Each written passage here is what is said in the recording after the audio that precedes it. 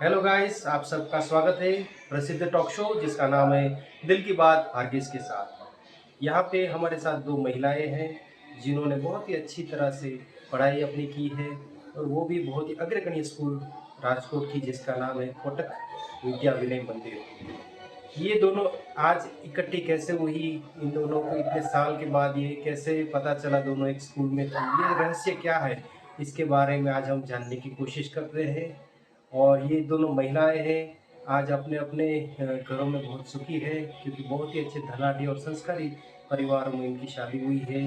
एक महिला का नाम है डॉक्टर आशा त्रिवेदी और दूसरी का नाम है इंजीनियर मेघा ठाकर। ये दोनों आज कुछ बताइए अपने बारे में, अपने जीवन के बारे में, अपनी स्कूलिंग के बारे में, और स्कूलिंग के साथ साथ उन्होंने क्या क्या मस्तियाँ करी है, क्या क्या गुल खिलाए, वो सब हम आज जानने की कोशिश करेंगे। ये बहुत ही फनी इंटरव्यू होने वाला है, टॉक शो होने वाला है, तो आप जुड़ते रहिए। मिलते हैं एक छोटे से ब्रेक के बाद। तो दोस्तों, हमारे साथ हैं आशा त्रिवेदी और मेघा ठाकर। जैसे कि मैंने बताया, आज एक बहुत ही फनी टॉक शो होने वाला है। इनकी पिछली स्कूलिंग के बारे में हम बात करेंगे और ये दोनों गुजरात से हैं तो अपनी मातृभाषा में ये प्रिफर करेंगी बात करना। तो अपने बारे में कुछ बताइए आशा जी। તો સૌથી પહેલા તો અમને બંનેઓને અમારા દેરાણી છે એન્જિનિયર મેઘા ઠાકર, એમના 7 વર્ષથી મેરેજ થઈ ગયા છે. અમે એકબીજાને 7 વર્ષથી ઓળખીએ છીએ, પણ અમને 7 વર્ષ પછી ખબર પડી કે એ પણ કોટક કન્યા વિનય મંદિર જે અમારી લાઈફની બેસ્ટ મેમરીઝ વાળી જગ્યા છે, ત્યાંથી ભણ્યા છે. હું પણ ત્યાંથી ભણી છું. અમારો એજ ગેપ છે 7 યર્સનો, પણ એ ખબર પડ્યા પછી અમે બંને એટલા બધા ખુશ થઈ ગયા અને અમે એટલી બધી મેમરીઝ શેર કરી. એટલે અમને કહ્યું કે એક વિડીયો બનાવીએ જેથી કરીને આ મેમરીઝ અમે બીજા સાથે પણ શેર કરી શકીએ અને અમારી ફિલિંગ્સ પણ એક્સપ્રેસ થાય. ઓવર ટુ યુ મેઘા. હા, એ તો હું છું મેઘા ઠાકર અને આ મારા જેઠાણી છે આશાબેન ત્રિવેદી. તો અમે જેમ આશા ભાભીએ કીધું કે અમે જે રીતે કોટક સ્કૂલની અંદર મેમરીઝ જે ક્રિએટ કરી છે ને એ બહુ જ હેપનિંગ હતી, બહુ જ અમે ખુશ હતા. અને અમે જ્યારે એકબીજાની સાથે વાતો કરીને ત્યારે અમે એટલા આમ ઓવરવેલ્મ થઈ ગયા, અમે આમ પાછળ નોસ્ટાલ્જિયામાં વયા ગયા કે એટલી મજા કરી છે અમે. અને બધી મજા અમે તમને બધી રૂબરૂ જણાવશું એક એક પછી એક બધી વાતમાં. તમે પ્લીઝ અમારી સાથે સ્ટે ટ્યુન રહેજો. તો હું પણ થોડું ગુજરાતી બોલવાનો પ્રયત્ન કરીશ.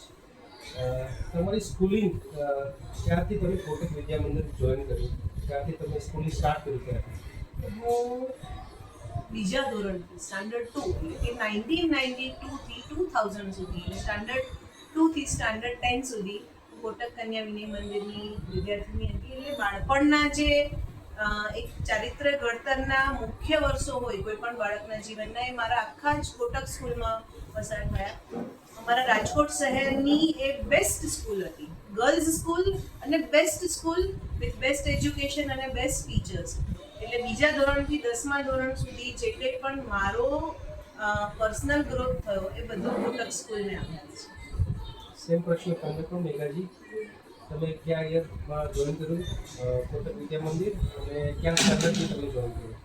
યસ, તો મેં છે ને 1998 થી લઈને 2009 સુધી હું કોટક સ્કૂલની અંદર હતી. મારું ફર્સ્ટથી 10th સ્ટાન્ડર્ડ મારું કોટક સ્કૂલમાં ગયું છે. અને જેમ આશાભાભીએ કીધું એમ કે અમારું જે મેઇન કોર મેમરી છે ને, જે અમારી યાદગાર મેમરી છે, એ આખી કોટક સ્કૂલમાં જ રહી છે. અને હજી અમને સૌથી યાદગાર પ્રસંગ અમારો યાદ આવે ને તો કોટક જ યાદ આવે. અમને કોલેજ યાદ ના આવે, અમને અમારી નોકરી યાદ ના આવે, અમને અમારી સ્કૂલ પહેલાં યાદ આવે. તો એ અમારું બહુ મેઇન છે, કેમ કે અમે બહુ સારી રીતે ત્યાં જીવ્યા હતા. એમ બહુ સરસ, એમ બધા ટીચરો બહુ સરસ હતા, બધા મારા ફ્રેન્ડ સર્કલ બહુ સારા હતા. હજી અમે કોન્ટેક્ટમાં છીએ. કોલેજવાળા કોન્ટેક્ટમાં નથી, પણ સ્કૂલવાળા કોન્ટેક્ટમાં છીએ. સરસ યાદી છે તમારી. કોઈ એવા સ્પેસિફિક ક્લાસ કે વર્ગના તમને ટીચર કે એમને તમને ખૂબ સારી શિખામણ આપી હોય, જે જિંદગીમાં ખૂબ આગળ વધ્યા હોય એના માટે તમને યાદ આવ્યો કે આ ટીચરે કે આ સર કે આ મેડમે જે મને શીખવાડ્યું બોધપાઠ, શિક્ષણનો બોધપાઠ, જીવનનો બોધપાઠ, એ મને ખરેખર મારી સાથે હજી પણ છે અને ભવિષ્યમાં પણ રહેશે, એવું કયું તમને પ્રસંગ યાદ આવતો હોય તો દર્શક મિત્રોને કહી સંભળાવો. મને એક યાદ આવે છે, મારા એક ટીચર હતા 8th સ્ટાન્ડર્ડમાં, ભારતી ટીચર હતા. એમણે મને કીધું હતું કે તમે છે ને થોડાક ભલે તમે નોર્મલ હોય, તમે દયાળુ હોય બધી રીતે, થોડાક સ્વાર્થી બનો પોતાની માટે. કેમ કે છે ને સેલ્ફિશ નેચર આવી જાય ને તો એ તમારા ગ્રોથને બહુ ઊંચો લઈ આવે કે તમારે આગળ વધવું છે, મારે હંમેશા નંબર 1 રહેવું છે, મારે હંમેશા ફર્સ્ટ રહેવું છે. એ તમને એ જોશ પેદા કરે ને એ સેલ્ફિશ નેચરથી આવે. અને એ મને સાચે એ અડી ગયું હતું. અને હું 1st to 10th સ્ટાન્ડર્ડ હું મોનિટર રહી હતી. એટલે મારામાં એ છે કે હું લીડરશિપ કરું, કોકને હું સમજાવું, હું ગાઈડ કરું, મને ગમે એ બધું. અને મને જે મેડમે કીધું એના પછી મારો સાચે ગ્રોથ હંમેશા હું ફર્સ્ટ જ આવી છું. મારી કોલેજની આખી લાઈફ હું ફર્સ્ટ આવી છું. હું મારી કોલેજમાં બી ફર્સ્ટ હતી. તો એ આઈ થિંક આ ટીચરના કારણે જ હતું. ખરેખર એક સ્પાર્ક જે વિદ્યાર્થીને જોઈએ છે એ ટીચરે મને શિક્ષક યાદ જ છે. પૂરો પાડી શકે. અને તમને એવા કોઈ ટીચર કે જેની સાથે ખૂબ જ આત્મીયતા થઈ ગઈ હોય કે તમારું ખૂબ ધ્યાન રાખતા હોય અથવા તો તમને ખૂબ સારી રીતે કોઈ શીખવાડ્યું હોય? બધા જ શિક્ષકો સારું જ શીખવાડતા હશે, પણ એવું કોઈ સબ્જેક્ટ એવા કોઈ ટીચર જે તમને ખૂબ યાદ રહી ગયા હોય?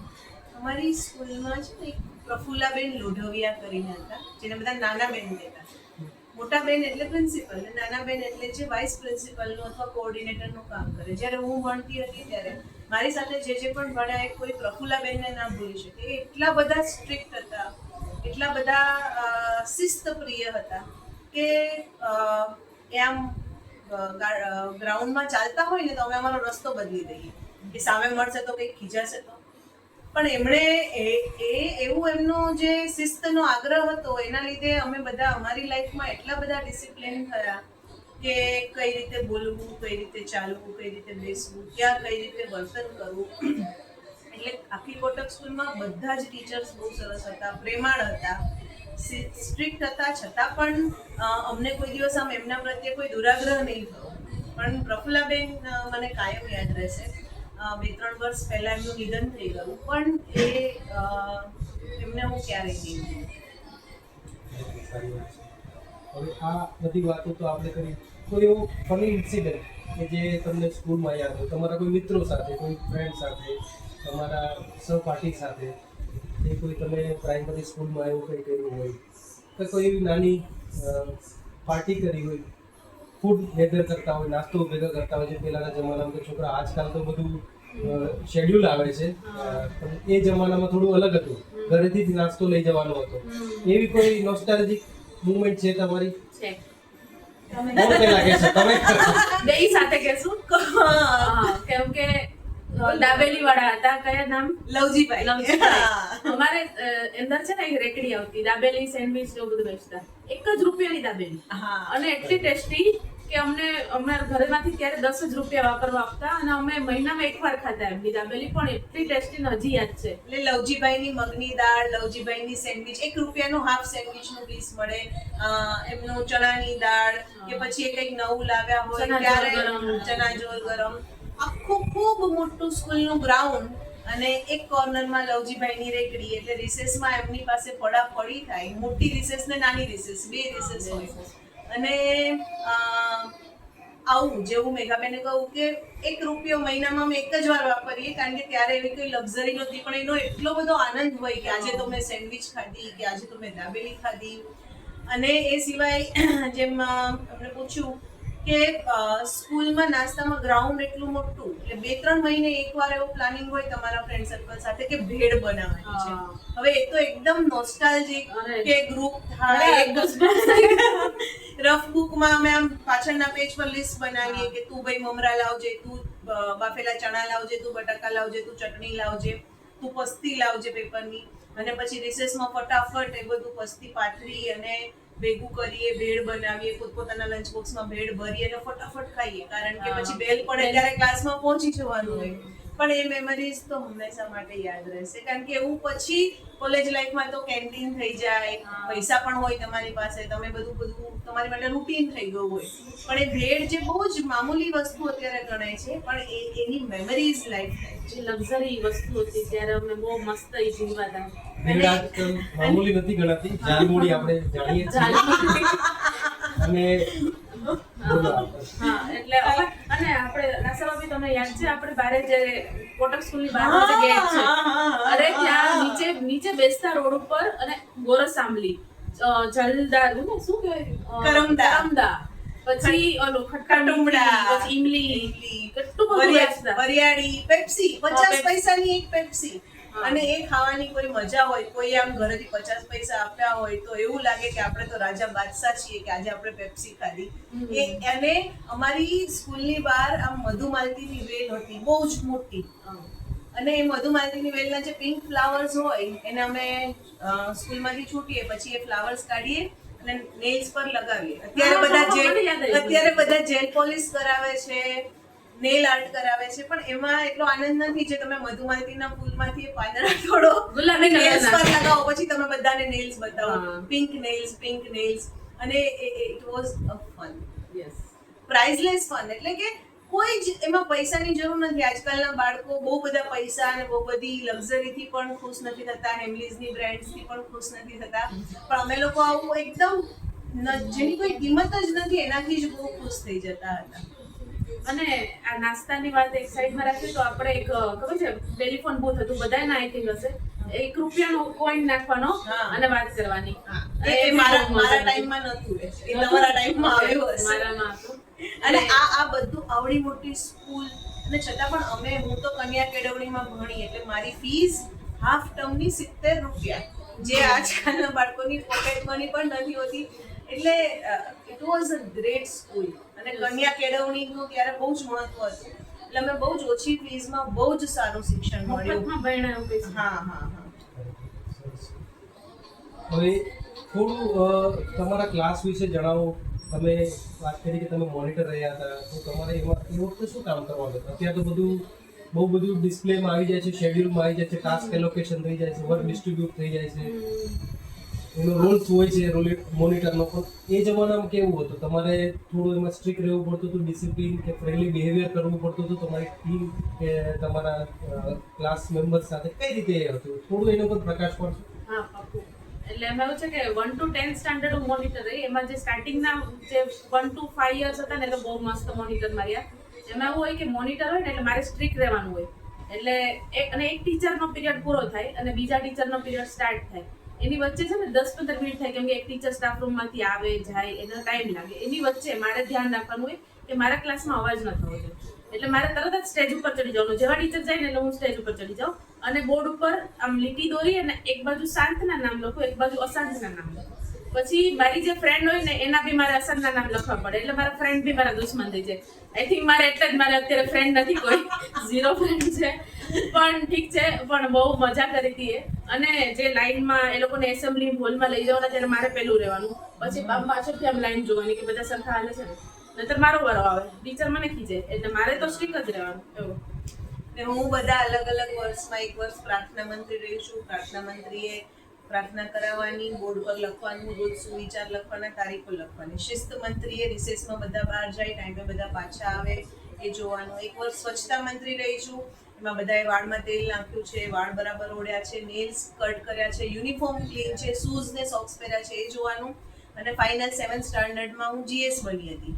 જીએસ એટલે દરેક ક્લાસના ઇન્ડિવિજ્યુઅલ મંત્રી તો હોય, but GS is general secretary, કે જેણે બધા જ ક્લાસના બી મેઇન જીએસ હોય એ બની હતી. એ વખતમાં પણ અમને સિલેક્શન એવી મેથડ શીખવાડતા હતા ને ઇલેક્શન મેથડથી આ સિલેક્ટ કરતા હતા. So it was a great fun. એટલે અમારે છે ને ટીમ પડતી, sunflower team, Jasmine team, rose team એવી. પછી અમને બિલ્લા બી આપતા, મારા ટાઈમે આપતા. એટલે બિલ્લા આપતા કે હું રોઝ ટીમની હું કેપ્ટન છું એમ, તો મારે રોઝ ટીમની મારે જ સંભાળવાની આખી. પછી મારે રોઝ ટીમના કઈ બી ફંક્શન હોય, પ્રોગ્રામ હોય, બધું મારે હેન્ડલ કરવાનું. આ સિવાય જીએસ અને મોનિટર એ લોકોનું કામ એવું હોય કે ઇન્ડિપેન્ડન્સ ડે, રિપબ્લિક ડે જે સેલિબ્રેશન થાય, પ્લસ એન્યુઅલ ફંક્શન થાય, નવરાત્રીનું ફંક્શન થાય, ફેન્સી ડ્રેસ કોમ્પિટિશન કંઈ પણ થાય, ત્યારે ગ્રાઉન્ડમાં જ બધા ભેગા થાય. ત્યારે ગ્રાઉન્ડમાં બધા લાઇનસર બેસે, ડિસિપ્લિન રહે, કોઈ આડાવડું ના થાય અને બધા પોતાના ક્લાસમાં ટાઈમે જાય, ટાઈમે આવે, એ બધું જ જોવાનું. તો તમારો જે સર્વાંગી વિકાસ થયો છે આ એજમાં, એનો જે પાયો છે એ કોટક વિદ્યા મંદિર છે, એવું કહી શકાય? 100%. કેમ કે અમારા જે ટીચર હતા ને એ જ અમારા દાદી જેવડા ટીચર હતા. હા. અત્યારના બધા ટીચર હોય ને મારી ઉંમરના મારાથી નાના હોય, કે કોલેજમાંથી પાસ આઉટ થઈને તરત ટીચર બની જાય, એવડી નાની છોકરીઓ ટીચર હોય. અમારા દાદી જેવડા ટીચર હોય કે જે 5-6 વર્ષ પછી રિટાયર થવાના હોય તો એ એવા. તમારું એક અને મોડેલ એટલે- તરીકે ધ્યાન આપી હા. શકે. એટલે અમારું ચારિત્ર ઘડતર પણ કર્યું અને ભણવાનું પણ શીખવ્યું. હમ. એવું નહીં કે ફક્ત ભણવાનું શીખવીને તમે ઘરે જાઓ. હમ. પણ ખાલી તમારે પુસ્તકીય જ્ઞાન નથી એક આવ્યું સ્ત્રી તમને. તરીકે તમારો વિકાસ કેવો થવો જોઈએ, જેમ જેમ અમારી એજ ચેન્જ થઈ એમ અમારે અમારું બિહેવિયર કેમ ચેન્જ કરવું, ડ્રેસિંગ કેમ ચેન્જ કરવું, એ બધું જ અમને સ્કૂલમાંથી શીખવવું. ખરેખર સારી વાત છે. તમે શાંત અશાંત જે વિદ્યાર્થીનું નામ લખતા હતા એમાંથી કોઈ અશાંત વિદ્યાર્થીનીનું નામ યાદ છે હા કે એને આ જે- વિડિયો જે મારફતે અત્યારે- તમે એને ટેગ કરવા માંગો છો કે શાંત Sorry. ભાઈ શાંત હા. કોઈ બી તમે કહી ના શકો. શાંતના તો નામ યાદ નથી, પણ અશાંતમાં મારા ક્લાસમાં 2 છોકરી હતી જે આઈ થિંક મારા ક્લાસની બધી છોકરીઓ રિલેટ કરી શકશે. તુલસી અને શ્વેતા. મીન્સ ઓ બાપરે, અત્યારે બે બહુ ડાઈ છે, બહુ વેલ સેટલડ છે ને બહુ સારી નોકરી કરે છે, પણ ત્યારે ખબર નહીં એ શું તોફાન કરતી. અને તુલસી ને શ્વેતા મીન્સ નંબર 1 નામ શ્વેતા તુલસી હોય જ. તો તમે એવું કહી શકો કે ડિફિકલ્ટ લોકોને જે હેન્ડલ કરવાની જે તમારી કાબિલિયત છે હા. એ તમને એની પાસેથી મળી છે જે અત્યારે તમે કરી શકો છો. હા, પાક્કું. અમે ત્યારે બહુ હેન્ડલ ફની કર્યા છે. જરા વાત કરીએ છીએ આપણે. હા. અ, બીજું અમારા સ્કૂલની એક એવી વાત છે કે અત્યારે જે બધી સ્કૂલમાં એક્સ્ટ્રા કોર્સ કોલેજિક એક્ટિવિટી તરીકે એક્સ્ટ્રા ફીસ લે છે કે એક્સ્ટ્રા ક્લાસીસ થાય છે, એ બધું અમારી સ્કૂલમાં જ ઇન્ક્લુડ હતું. અમને સ્વિંગ એક સબ્જેક્ટ હતો, સીવણ એક સબ્જેક્ટ હતો, ડ્રોઈંગ આર્ટ એક સબ્જેક્ટ હતો, એટલે એમાં પ્રોપર શીખવાડે. મ્યુઝિક સબ્જેક્ટ હતો, પછી પીટી તો હા. બધી સ્કૂલમાં હોય છે, બટ અમારું પીટી બહુ હાઈ લેવલ મને લાગે છે, મને પોતાને હા, ખબર હા. નહીં પછી બીજાનું કેવું હોય, પણ અમને છે ને બધાય દાવ કરાવતા, બધી ઉઠક બેઠક કરાવતા. અને છે ને હા 15મી ઓગસ્ટ અને 26મી જાન્યુઆરીએ અમારે એક રાષ્ટ્રગીત તૈયાર કરીને લાવવાનું હોય હા. અને ઈ અમારે બધાની વચ્ચે બોલવાનું હોય. એટલે અને એનું સ્પેશિયલ એક્ટિંગ પણ શીખવાડેલી હોય. હા હા એ ગાવાનું અને acting બી અત્યારે કરવાનું. જનરલી બધી સ્કૂલમાં પીઈ માં અને ફિઝિકલ એજ્યુકેશનમાં ડોજ બોલ રમાડીને જ ક્લાસ ટાઈમ પાસ હા. કરતા હોય છે, બટ અમારામાં એવું નહોતું. અને અમારી સોરી એક છે ને સોરી સ્ટ્રીક હતી પીટી ના ટીચર ની એક્ટિંગ હતી સ્ટ્રીક હતી કે અમે જરાય પહેલા આવે ને એટલે નખ જોવે, અને અમે જો નખ જરાય વધેલા હોય લગ્નમાં ગયા હોય તો અમારે છે ને આખું રાઉન્ડ કેવડું મોટું રાઉન્ડ હતું અને એમાંથી છે ને 3-4 રાઉન્ડ મારવાના, તો અમે થાકી જતા અને પછી ભણવા જતા. અને જો સ્કૂલમાં 5 મિનિટ પણ લેટ પહોંચ્યા તો આખા ગ્રાઉન્ડ ને 2 ચક્કર મારો પછી ક્લાસમાં તમે અલાઉડ, અધરવાઇઝ નોટ અલાઉડ. સમયનું જે પ્રતિબદ્ધતા જે છે તમે એ સ્કૂલે કેળવી તમારામાં એવું કહી શકાય. તો આ સ્કૂલની આટલી વાત થઈ ગઈ તો સ્કૂલના મેનેજમેન્ટે આટલું બધું તમારા માટે સારું કર્યું. જે તે વખતે જ્યાં સુધી મને ખબર છે રાજકોટની અગ્રગણ્ય સ્કૂલમાં આ વખત છે એ વખતે જે રાજકોટની આસપાસ સૌરાષ્ટ્રમાં મને ખબર છે ત્યાં સુધી 7-8 સબ્જેક્ટથી વધારે કાંઈ નહોતા ભણાવતા. અને જે રીતનું તમે ડિટેલિંગ ને કેળવણી તમે શીખી છે એવી એ જમાનામાં આઈ ડોન્ટ થિંક સો ક્યાંય હશે. અને જે ફી સ્ટ્રક્ચર છે હા. તો આ શિક્ષણનું મૂલ્ય ખરેખર બહુ વધારે છે, બરાબર, એવું મારું માનવું છે. તો તમે એક ક્લોઝિંગ સ્ટેટમેન્ટ સાથે સ્કૂલના મેનેજમેન્ટ કે કોઈ એવા ટીચર કે આચાર્યને કે તમારા મિત્રોને કંઈ કહેવા માંગો છો કે અથવા તો આના વિડીયો મારફતે ફરી કોઈ રિયુનિયનનો ચાન્સ મળે તમને તો એના વિશે કંઈ બોલવા માંગો છો? School already every year reunion કરે જ છે, બટ સમહાઉ પ્રોફેશનલ પર્સનલ લાઈફના લીધે અને દૂર છીએ. મેઘાબેન ચંદીગઢ રહે છે, હું બરોડા રહું છું, એટલે અમે રિયુનિયનમાં પહોંચી નથી શકતા. પણ એમના વખતે જે પ્રિન્સિપલ હતા માલા મેડમ, એ હજી પણ પ્રિન્સિપલ છે, અને વંદના વંદના મેડમ એ પણ હજુ છે, અને એ લોકો સ્કૂલને બહુ સારી રીતે ચલાવી જ રહ્યા છે. સ્કૂલનું નામ ફક્ત કોટક કન્યા વિનય મંદિર એવું નહોતું. શ્રી રહ અને મૃત્રી શ્રી રતિલાલ હરજીવનદાસ અને બૃજલાલ ત્રિભુવનદાસ કોટક કન્યા વિનય મંદિર. પણ આટલા વર્ષો પછી પણ મને આમ એકદમ કંઠસ્થ છે, એટલી અમારી લાગણી છે. અને સ્કૂલ બહુ સારી રીતે ચાલે જ છે. હવે બધી જે હાઈફાઈ સ્કૂલનું બધા હાઈફાઈ સ્ટાન્ડર્ડ્સ છે, પણ લાગણીઓ ઓછી થતી જાય છે, જ્યારે અમારી સ્કૂલમાં એવું હતું. એટલે અમારું ક્લોઝિંગ સ્ટેટમેન્ટ તો એવું જ છે, east or west, Kotak is the best. તો ફરી મળીએ એક નવા મિત્રો સાથે નેક્સ્ટ એપિસોડમાં. ત્યાં સુધી રજા લઈએ. અરે તમે એમના મમ્મી છો? યસ. તમે સંતૂર વાપરો છો?